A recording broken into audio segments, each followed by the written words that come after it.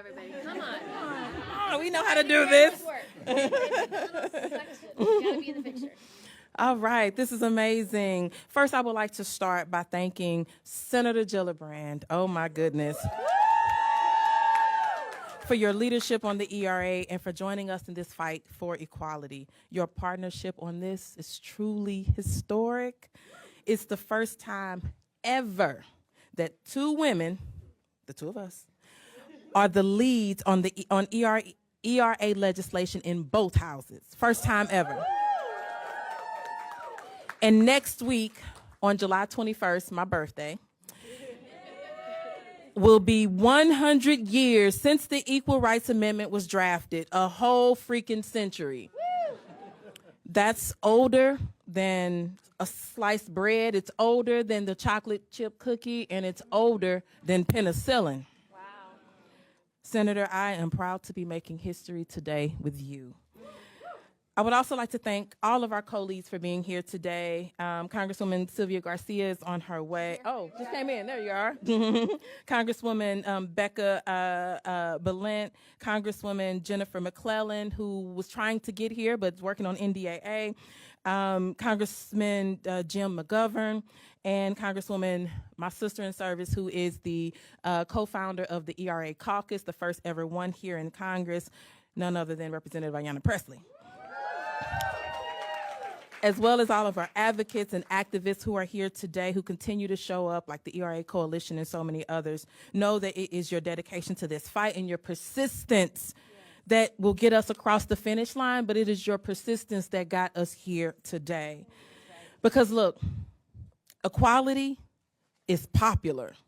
In fact, equality is wildly popular. Equality was popular in 1972 when the Equal Rights Amendment passed by far more than 2/3 necessary in both houses.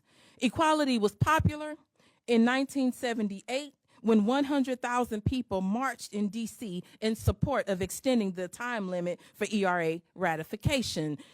Equality was popular in 2020 when Virginia became the 38th state and the last state necessary to ratify the ERA.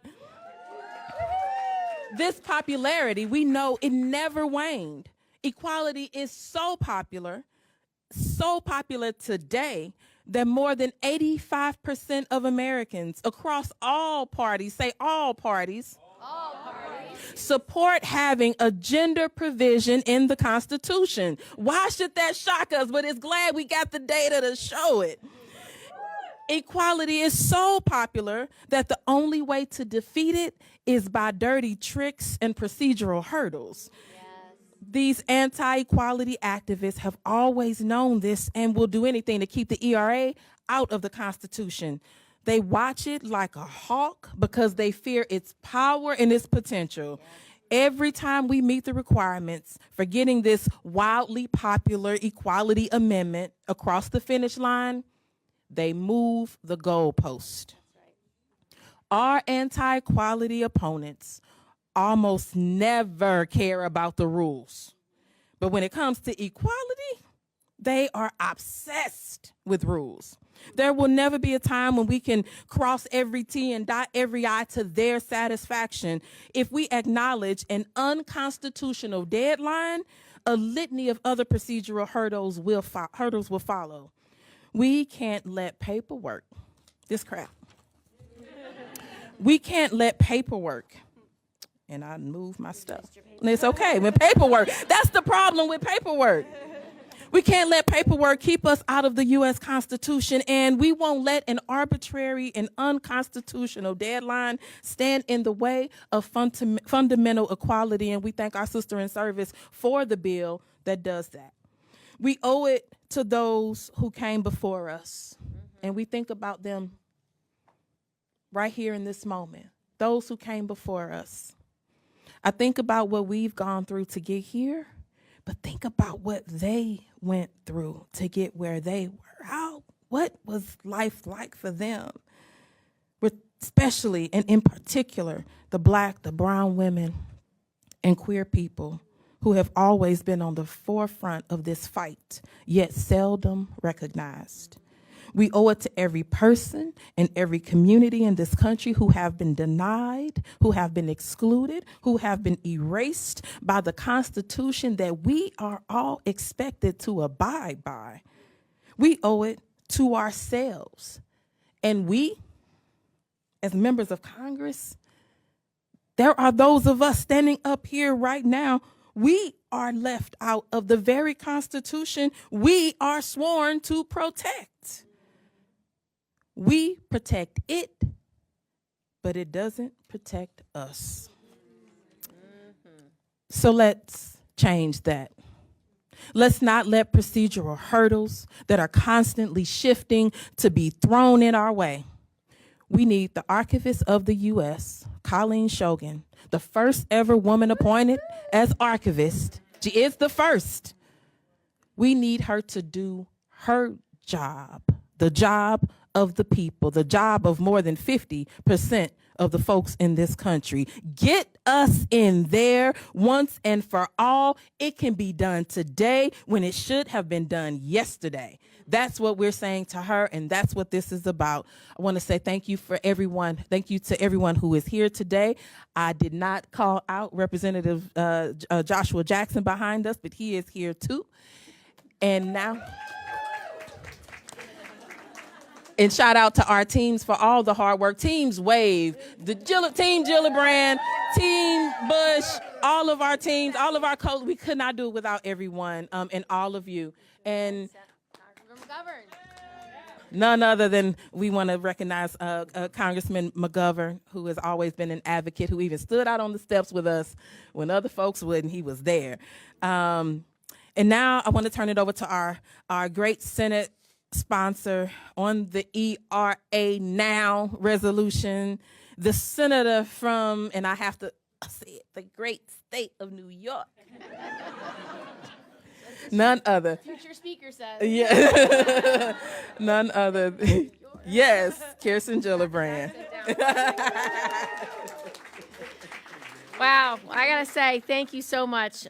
You're an extraordinary leader, and I'm so grateful for your vision and your doggedness and your persistence and your hard work and bringing this coalition together. It really matters, and thank you for that.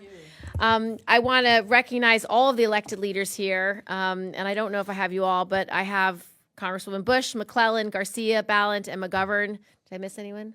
No, good. And Jackson, right behind me. Yeah, but he's right here. He's right here. He's right here. Yeah, no, I always say we always need a few good men. It makes it very nice and very great. I want to recognize some of our dignitaries that are with us too. Zakiya Thomas, our president and CEO of ERA Coalition and Fund for Women's Equality. I want to recognize Christian Nunez, the president of the National Organization for Women. I want to recognize Claudia Nachega, who is of Generation Ratify. This is an incredible coalition that we've built around this resolution, and I want to thank you all for being leaders and being advocates and making a difference. This is a fight that women have been waging since the foundation of this country.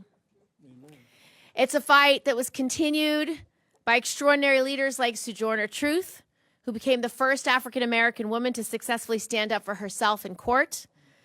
It was carried on by Alice Paul when she was arrested and imprisoned for protesting women's suffrage and for writing the ERA. It's a fight that's been waged since by Ida B. Wells, who refused to give up her train seat to a white person and became one of the best investigative reporters in history. And one that continued when Mary Church Terrell became the first African-American woman to serve on Washington, D.C.'s Board of Education. These are just a few of the shoulders that we stand on. Just a few. It's been 100 years of people working, struggling, speaking out, demanding, not giving up, not giving in, and persevering. Today, it's a fight that continues, especially after the Supreme Court abandoned nearly 50 years of precedent with the Dobbs decision that reduced more than 50% of the U.S. population to second-class citizens. They declared that 51% of this population does not have equal rights. does not have rights for reproductive care, does not have rights to health care, that doesn't have basic civil liberties and bodily autonomy, and no right to privacy in any sphere of their lives. That's been pushed by ultra-right-wing legislators around the country to deny women the right to travel, the right to privacy in their emails and communications online with their mothers, the right to travel across state lines to bring a 10-year-old girl to a state to get safe abortion care after being raped. That right to privacy is being denied in every sphere of these women's lives. Given the events of this past year, it might seem surprising that we're actually just one signature away from correcting all of that. One signature would constitutionally prohibit discrimination on the basis of sex and prohibit states from continuing to strip away every single one of our constitutional and human rights. Today, we are calling on the Archivist of the United States to perform her duty to certify and publish the ERA as the 25th Amendment to the U.S. Constitution. With this resolution, we are making clear that the Equal Rights Amendment has been properly ratified. We're making clear that it has met the two requirements in Article 5 of the Constitution. One, that it has passed both houses of Congress, and two, that it has been ratified by the necessary number of states, and that the so-called deadline in the preamble, which is not duplicated in the text where it has been in other constitutional amendments, should not be considered as valid. The ERA Now resolution is a blueprint for real change and speaks to the progress that we are making in the states, including in New York, where we have a ballot initiative prohibiting sex discrimination in all forms in November 2024. We know that an equal rights amendment works because New Mexico's Supreme Court struck down a state law restricting state funding for reproductive health services based on New Mexico's own ERA. And we know that solutions such as the ERA should be the model for democracies and Democrats everywhere as we continue to fight for reproductive rights. At a time when half of Americans in this country do not have equal protection under the law and our rights are being systemically attacked, we need an equal rights amendment now more than ever. We need it for the worker denied equal pay. We need it for the patient experiencing a miscarriage and needs an emergency DNC.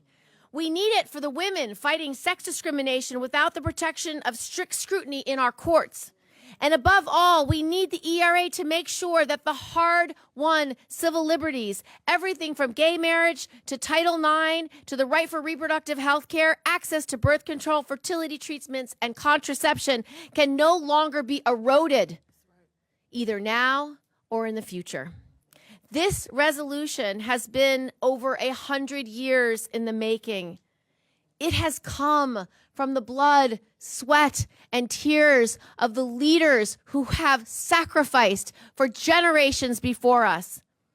With this resolution, we affirm our right to a constitutional equality and proclaim our God-given right to true equality.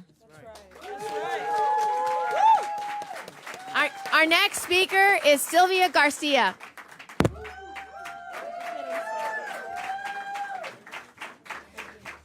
Thank you, Senator, and thank you, Representative Bush, and to all the leaders here. And, I could just say this to start. It is really simply overwhelming to just see the great crowd of people that we have with us today. It is always so good to see that you all have our backs. That's right. You all have our backs, because for me, this has always been very personal. It's always been about something that even as a young college student, my first trip to the Texas legislature, and you know all about Texas because we hear about them on so many issues that were really on the wrong side of things. But back when I was in college, I heard about the ERA, of course. So I decided that I was going to go to Austin and go to the hearing and do my part in trying to get Texas to pass the Equal Rights Amendment. So there I was many years ago, not that many, y'all looked at me like, how old is she? I can see the look.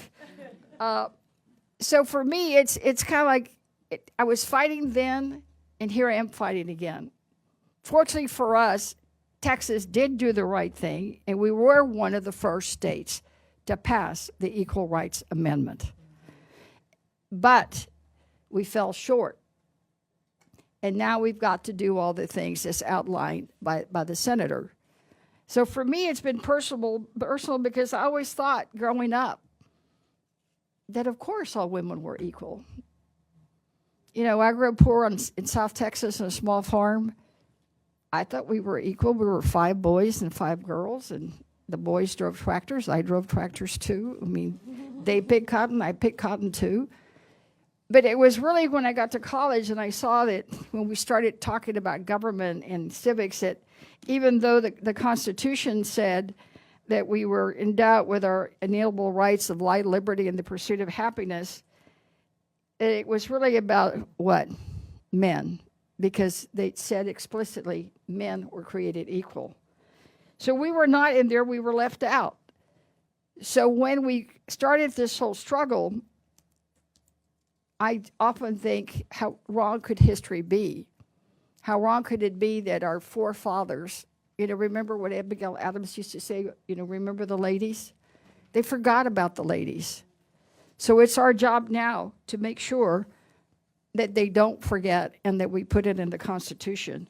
As someone who is a lawyer and a former judge, I know that all law emanates from the Constitution.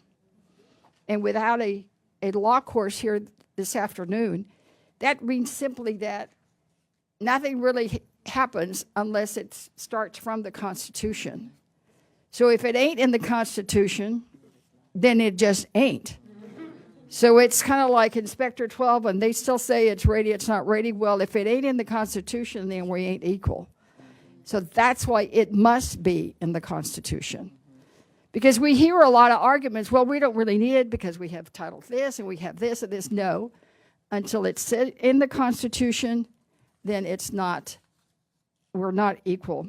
So for me, it's personal, but it's also a really great legal discussion, and I'm sure that the lawyers in the room and I could have a long talk this afternoon about that. But we must continue the fight because especially for us as minority women and people of color, it hurts us even more because it ends up being a double whammy. So it's an important fight. We need to continue, and we need to make sure that when our little girls and little nieces and nephews and cousins and little boys grow up, they don't have to face this challenge. We need to make sure that women are equal today, tomorrow, and every day henceforth. Thank you all for being here.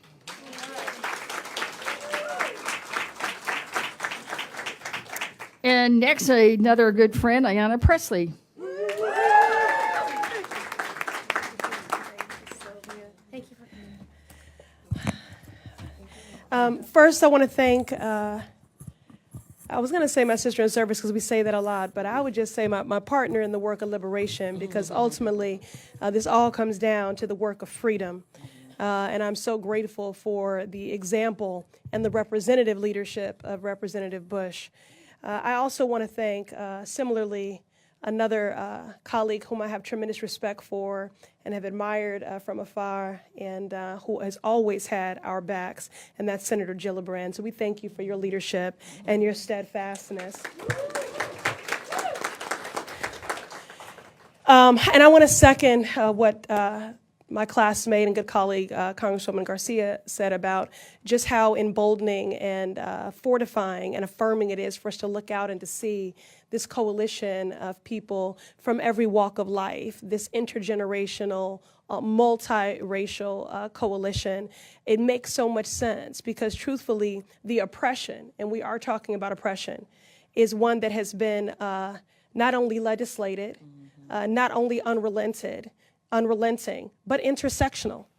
And so in order for us to combat what has been an intersectional and legislated oppression or just simply negligence, which is also an overlook, which has also oppressed us. This movement to bring about equality and justice and freedom must be a movement that is intersectional. So can we just hand clap just this incredible movement? A movement. You know, I do personally believe that resilience is something that is overrated and we tend to romanticize because that resilience comes from great hardship. But it is notable that we have sojourned on as a movement for 100 years. And although there were many names that were uplifted that are familiar to you that have been recorded in history, we know there are millions more who were never recorded, who are faceless and nameless, but they have kept this movement going and their impact will endure. And that is true for all of you in this room. 100 years that women and our LGBTQ plus siblings and other marginalized people have really been relegated to a second-class legal status in America. That's what it comes down to, a second-class status. And we have really normalized and conflated the experience of what it means to be girl, to be woman, with disparity, with injustice, with indignity, but no more. I'm going to take us back because I know Representative Bush, who's also a pastor, likes when I do this. We both grew up in the church. I want to take it back to my granddaddy's storefront church on the south side of Chicago when we would talk about justice and how long has it been? Too long. How long? Too long. So for 100 years, organizing and mobilizing we have been to undo an unjust status quo that has resulted in daily sexism, pregnancy discrimination, pay inequity, sexual violence, attacks on bodily autonomy, and much, much more. So we're here to make plain that constitutional equality is powerful and equality is long overdue, because how long have we been waiting? Too long. And that is why we're using every tool and every lever of power at our disposal to get the ERA over the finish line. We've used the power of the pen to write legislation to remove the arbitrary barriers that have prevented the ERA from being ratified and affirm the equal rights of movement as the 28th Amendment in the Constitution. We use the power of convening to launch the first ever congressional caucus for the ERA, to mobilize within Congress to keep this priority advancing forward, to build a momentum. And we have also used the power of our feet over and over again, whether it was to the Library of Congress or whether it was to the United States Senate, to look those folks right in the eye before they took that vote, and they were just so indignant with it. They were. Stomping up proudly on the wrong side of history with a thumbs down, like they were not birthed by women, aren't raising daughters, and don't have grandmothers and mothers. Unbelievable. But we have sojourned on, and we've used the power of this movement to build a powerful and transformative movement to achieve real lasting change. So now we're introducing a bill, thanks to the leadership of Representative Bush and Senator Gillibrand, demonstrating that the ERA has satisfied all of the criteria in the Constitution to be added. We're being exhaustive in this fight because the stakes cannot be higher. Whether we're talking about equal pay, LGBTQ and trans rights, reproductive freedom, or our very humanity, the attacks against us are layered, they are exhaustive, they are intersectional, and again, our response to this movement must be too. And as a Black woman, all my life I've had to fight. We daily experience these indignities of an unjust society, and that is what is so incredible about the strength of this movement, and so resonant and timely and essential, that this movement today in 2023 is being led by the most marginalized, who stand to benefit the most from gender equality finally being enshrined in our Constitution. So again, I thank these two visionary and dedicated leaders in Representative Bush and Senator Gillibrand. It's time we finish this century-long job so our generation is the last generation to live without gender equality. And I will close with the words of Angela Y. Davis: I am no longer accepting the things I cannot change. Instead, I am changing the things I can no longer accept. Okay. And now, I want y'all to know Massachusetts is in the building. Wherever where the work of freedom is taking place and justice. No, Massachusetts is in the building. This is literally one of my favorite humans in the world. So I just want to invite to the mic a colleague in arms and solidarity, our brother and the chair of the Rules Committee, Congressman Jim McGovern.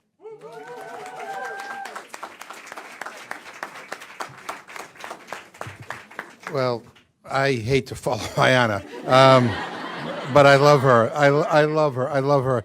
And I want to thank Cori and Senator Gillibrand and all of my colleagues for being such fearless leaders on this topic. You know, as my colleagues mentioned, next week will mark 100 years since the Equal Rights Amendment was drafted. The best time to have gotten this done was 100 years ago, but the second best time is right now. And I come at this issue as a member of Congress who cares about justice and equal rights.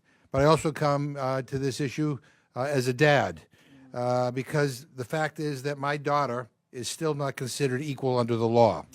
We've all seen what's happening in the Supreme Court right now. I don't have to tell you all that, that she is living in a time where she has fewer rights than her mother and her grandmother before her. That is beyond wrong. It is unconscionable. And today, on the House floor, we debated the National Defense Authorization Bill. Republicans made an order, amendment after amendment, focused on attacking women's rights, attacking LGBTQ plus people, attacking gender-affirming care. They made an ordered amendment to prevent anyone from teaching that anything in the Constitution was ever racist. I mean, are you kidding me? I mean, I gave them a history lesson. But look, they are tripping over themselves to try to see how fast they can roll back people's rights. And it's honestly, it's offensive. And at the same time, we have a Supreme Court that's undoing decades of hard-won legal protections that help bring us closer to equal rights for all. We have never needed the Equal Rights Amendment more than we do right now. And all of us have got to double and triple our efforts to get this done. I don't want my kids or anyone else's to grow up in a country where their rights are eroded. We need to get this done, and we need to do it quickly. And I am humbled to be with all of you. I am proud to have in our corner the giants who make up the Equal Rights Amendment caucus. And let me just say this. You know, you will hear from people, even people who say that they're with us, that this is a good idea, but maybe now is not the time to push it. But maybe we ought to wait and let some other things go first, but let's get the election over with and then we'll do it. You know what? But bullshit. All right. This is the time. This is the time, and I'm honored to stand with all of you here today. And I am now proud to introduce my colleague, an up-and-coming star in our Democratic caucus, who I admire more and more each day, especially when I see her in action on the floor, Representative Becca Balint.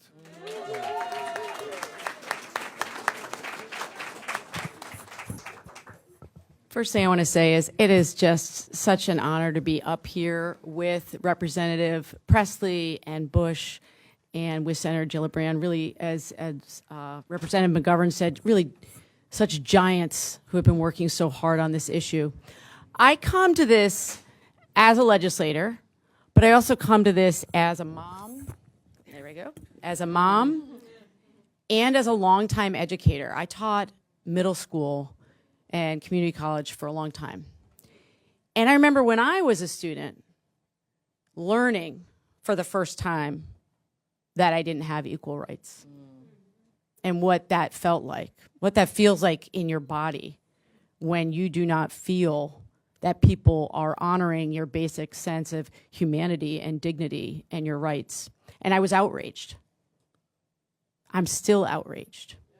I'm outraged for myself. I'm outraged for my daughter. I'm outraged for all of those students who came to me while I was a teacher saying, "Are you serious? We do not have equal rights in the Constitution?" Couldn't wrap their heads around that. And how uncomfortable it was as a woman teacher to stand before them and say, "No, you're right, we don't." The other thing I want to bring into this conversation, which I don't want to be lost, is that this is a new movement, and it is intersectional. And it is long overdue as an intersectional movement. Because just as my incredible colleagues up here who are women of color who have been fighting this fight did not feel included fully in earlier movements, that was absolutely the case for those of us in the LGBTQ community. We were referred to as the Lavender Menace. We were referred to as people who were going to prevent equal rights from happening because we were not good representatives of that message. So I could not be more excited about this coalition and about all of you today for us to say, no, this new coalition is what is needed right now in this moment of backlash. And this time, we will prevail. We will prevail. Thank you. Thank you. And now, my dear colleague, Jonathan Jackson. Thank you. Thank you, Congresswoman Ballant. Thank you, Senator Gillibrand. Thank you, Congresswoman Cori Bush. Thank you, the great Ayanna Pressley as well. I want to thank you all. You're the activists. You make this place work. Thank you for coming out in the heat. Thank you for not being deterred. Thank you for your activism. It's been 100 years. 100 years too long, but this is the generation that's going to take it across the finish line. Why am I here today and standing with these women? I had no choice. I'm here on behalf of my grandmother. I'm here on behalf of my mother. I'm here on behalf of my wife, on behalf of my daughter. All men have to be concerned about ERA and passing now. When we talk about 100 years, we're going backwards in time. And I am so honored to be a representative from the 1st Congressional District. I was born to fight. And this is another fight that we have to engage in. This is 2023. I remember very poignantly just a few years ago, watching the movie Hidden Figures. Women put man on the moon and couldn't even use a restroom. In this very city. Put the man on the moon, didn't get any credit in history, and could not use a public restroom. It's been 100 years. Let's think about what the Supreme Court has just done as I conclude. The Supreme Court challenged Harvard's admission, a university founded in 1636. The Supreme Court challenged the University of North Carolina's admission, founded in 1789, the same time the Congress was founded, 234 years ago.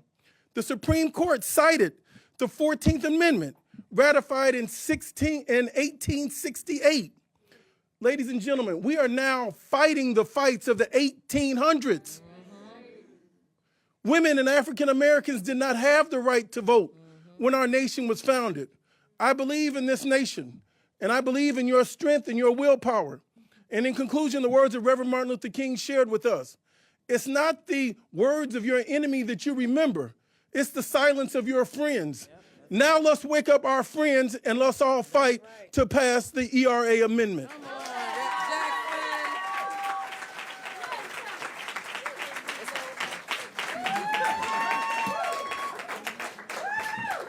Zakiya Thomas, President and CEO of the ERA Coalition and Funds for Women's Equality. Thank you for your fight. Please come up.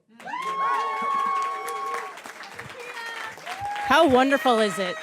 How wonderful is it to see allies in the room, literally standing behind us as we talk about the Equal Rights Amendment. Can we just give it up for our allies in the room today?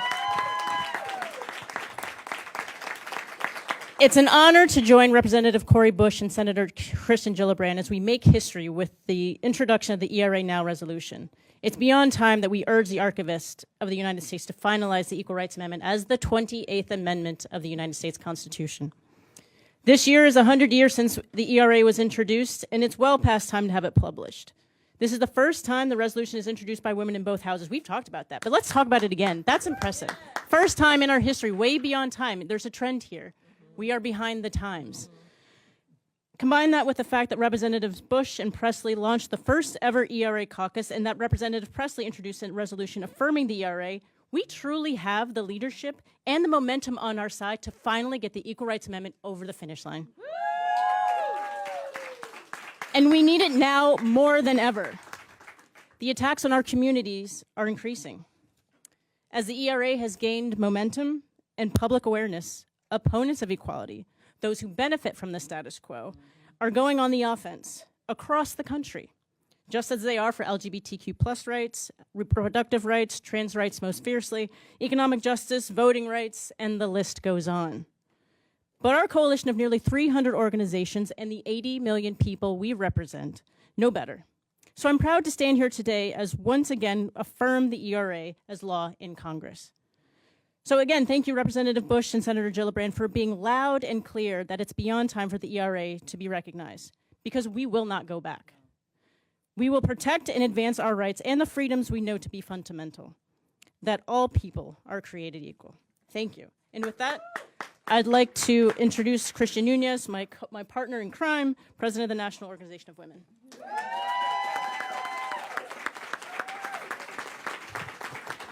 Thank you very much. Thank you, Representative Bush and Senator Gillibrand and all of the amazing elected leaders who are constantly standing to make sure that we have the Equal Rights Amendment over the threshold.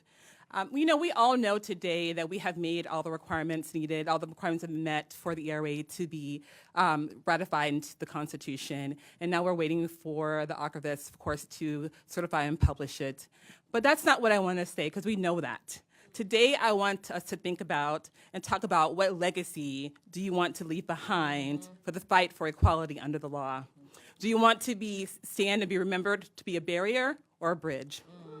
Change is the only thing that we know for sure is constant, but our 18th century Constitution was built to resist change. It is the hardest such document in the world to amend, but the framers of the Constitution made that an intentional feature and not a bug. They didn't want women to own property, to vote, to have bodily autonomy. They saw women's rights as a second-class status to men, and they wanted to keep it that way. And we're still seeing that today with the anti-equality movement. They didn't believe in inclusion. Intersectionality was not even a thought. And they didn't put the word women in the Constitution with intention. Equality, constitutional equality, was not for women. So that's why we're here today. We're here to stand in inclusive solidarity to make sure that we let everyone know that we refuse to go backwards, that we refuse to stand still, and that the only option is to move forward and to make sure that we have equal protection under the law for all women.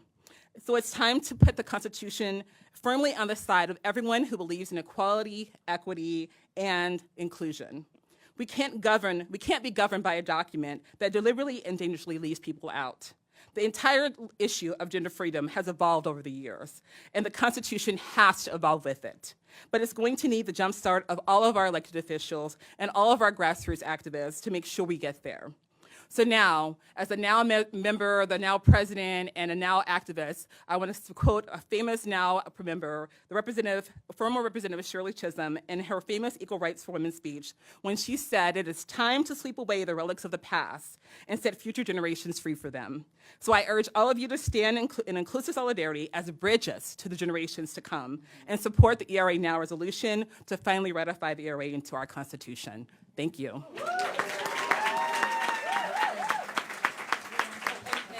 And now, please welcome Claudia Nachanga from Generation Ratify.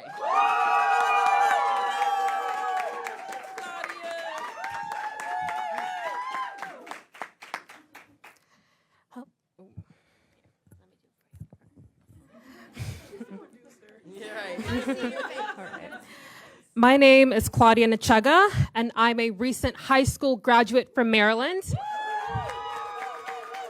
and a leader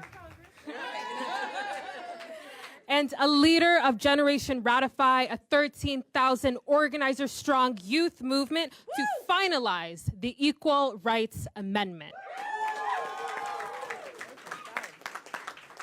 Young people have the most to gain from action and the most to lose from inaction, because it is our bodies, these are our lives, and it is our futures.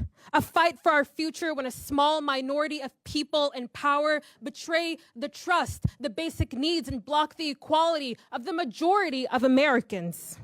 Seizing our reproductive autonomy, attacking our bodies, legislating our freedom and choices away. Enacting book bans, censoring our identities, silencing our voices.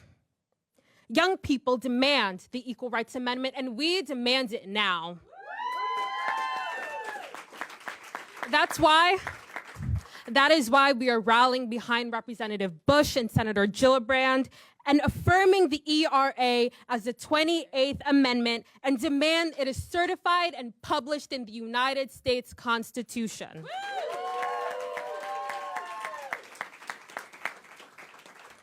We won't. And we can't let arbitrary rules and deadlines keep us out of the Constitution, keep Black and brown youth out of the Constitution, keep queer and trans youth out of the Constitution, keep people seeking abortion out of the Constitution. Our experiences fuel our drive, and our young movement, like this new generation of congressional leaders, center those who've historically been sidelined, pushed back, and told to wait. When enemies of equality say we're too much, we make more noise. In the past, we've been told we've been too loud, told we've done enough, told we've been too much. When enemies of equality say we're too difficult, we keep speaking the truth.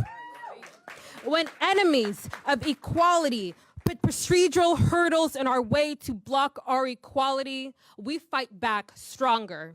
Because when we fight, we win.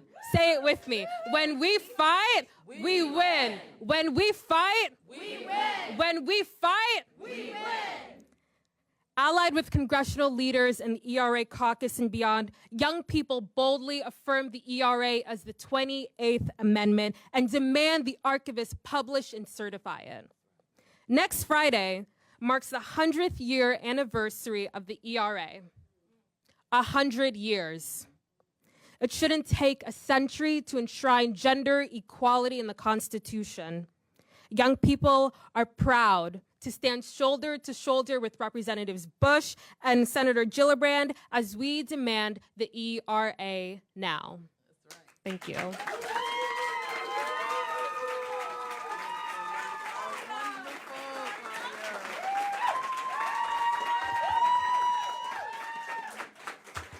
You all know every time Claudia comes to the mic, but we want to shout out also Generation Ratify. Where you all at?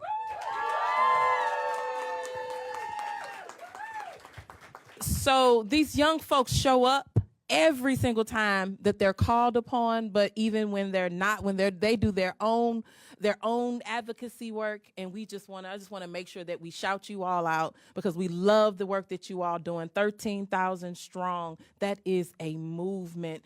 That is a movement that changes history. So now let's open it up. We want to open it up to questions from the press, if anyone has any. We're now available for selfies. Yeah.